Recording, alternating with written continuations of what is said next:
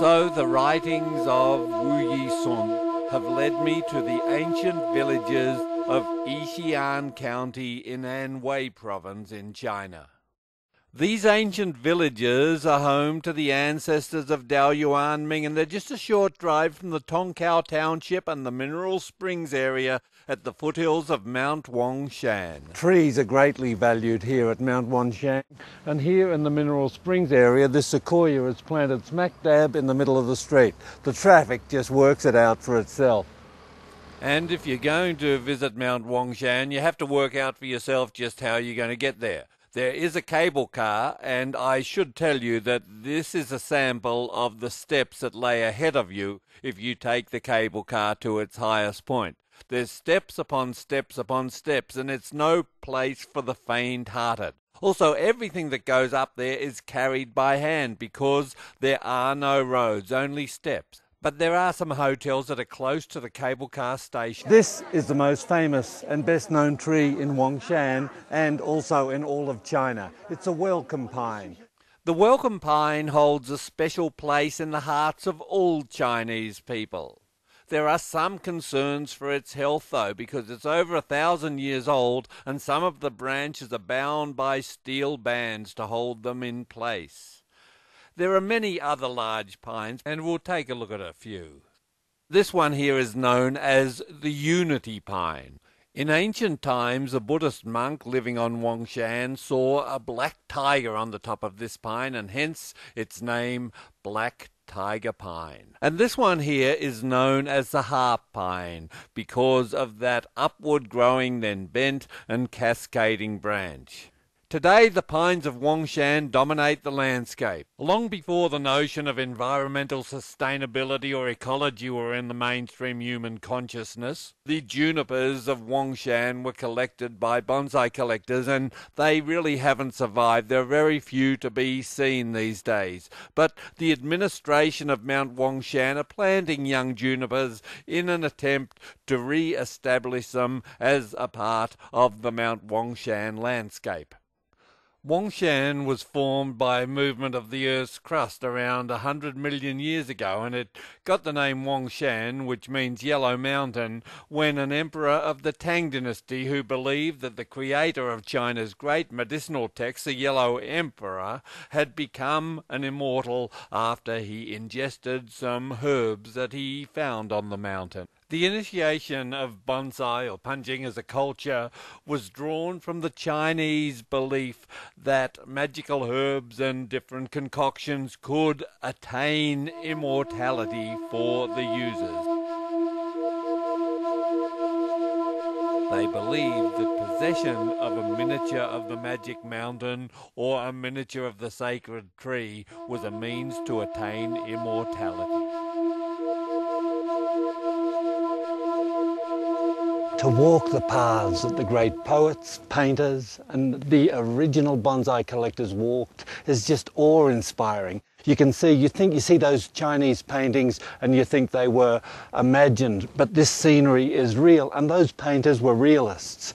And the reality for the junipers here is that they grew in the soil, in pockets in the rocks or between the rocks, and hence they were easily removable, whereas the pines, caught between a rock and a hard place, had a wonderful survival mechanism in that their roots were able to excrete a kind of acid that dissolved the rocks, and they actually grew into the rocks, and hence they were not removable. And I think that's why there's so many wonderful ones here today. The rocks and the pines of Wongshan are locked together. It's like a materialization of yin and yang, an incredible dance of inseparability.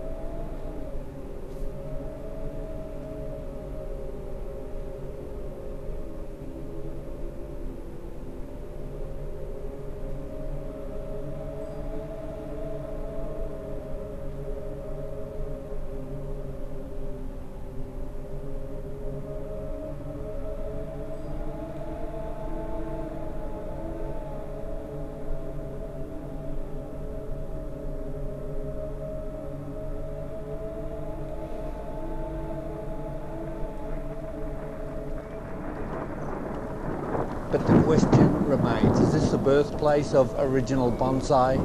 I don't know. Nobody knows. I mean, the answer to that question is lost in past millennia. But I think it's safe to say that within a place like this, and a person, probably not Dao Yuan Ming, and maybe someone, a hermit, Taoist sage 1,000 years earlier, who collected the first juniper from a place like this, and bonsai was born. On weekends and public holidays, there are endless tours and multiple tourists at Wongshan, so it's probably a good time to stay away.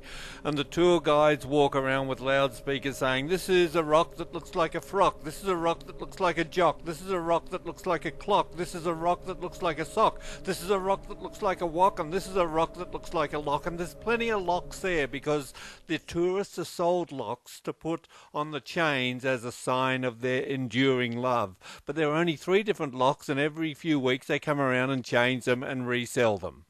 The small pine the Chinese revere the most is this one called Dream on the Tip of a Rainbow. It died a few years ago though, but so many people come to see it that they replace this one with an artificial tree. As illusionary as the Wongshan landscape may seem, of course it's real. As I sit and watch the sunset, pondering a lone pine sitting atop a mountainous peak, I know that the moment can't last, but the inspiration for bonsai creation surely can. So Wongshan, it's an extraordinary place, and I'd love you to go there if you get the opportunity. Don't forget, Monday to Friday it is a bit of a circus on the weekend. Thanks to everyone who's contributed so much to the making of this series. I really do appreciate it, and it's been a team effort, so you know who you are. Thank you very much. Thanks to all the users. Thanks to everyone who's offered feedback and words of encouragement. I really do appreciate it. Series 2 is well on the way. That'll be coming soon on a fairly regular basis, and as well as that, we've got DVDs available. You can find out about those at bonsaifarm.tv if you're interested. So once again, thank you for your curiosity, and so long.